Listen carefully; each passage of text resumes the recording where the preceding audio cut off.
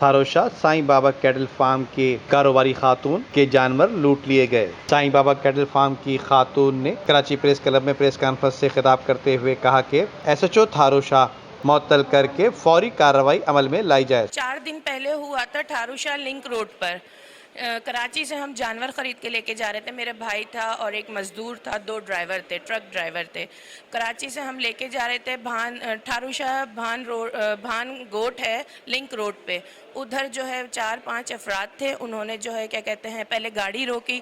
जब गाड़ी उन्होंने नहीं रोकी तो उन्होंने स्ट्रेट फायर किए। फायर करके गाड़ी रोकी और एक जानवर उसमें से उतार लिया और जो है क्या कहते हैं तशद्दुद किया। उनके बैग में कैश था 15 लाख रुपए, वो छीना। वॉलेट में उनके कुछ कैश था 40,000 के करीब, वो उनसे छीना और एक जानवर लेके चले गए। वो नहीं, हमें शक किसी पे नहीं है। हमने खोजी पाँव वाले जो लोग होते हैं जो वो मंगवाए, 4 लोग मंगवाए। 4 जो है उधर ही पैरों के निशान से, जानवर के पैर के और चोर के पैर के निशान तक, रिंद गोट है उधर ना, उधर तक गए।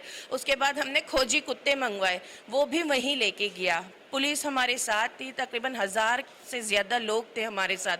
वहाँ लेके गए। वहाँ अकबर रिंद है, अक्कू के नाम से अकबर रिंद, उसको पुलिस ने गिरफ्तार किया। हमने कहा घर की तलाशी लें तो उन्होंने घर की तलाशी नहीं ली। पुलिस वालों ने सिर्फ अकबर को लेके वो वहाँ से चली गई। हमने एफआईआर कटवाई, लेकिन थारूशा जो एसएचओ है ना, वो एफआईआर काटता है ना डीएसपी, वो नहीं काटता। कहता है कि ये हमारे पीपी के वोटर्स हैं और है ना क्या कहते हैं हम पे मुमताज़ चांडियो और ज़ियाल अंजार का प्रेशर है, हम एफआईआर नहीं काट सकते। हम तो हुकूमत से ही बोलेंगे कि हमें इसका तहफ़्फ़ुज़ दिलवाएं।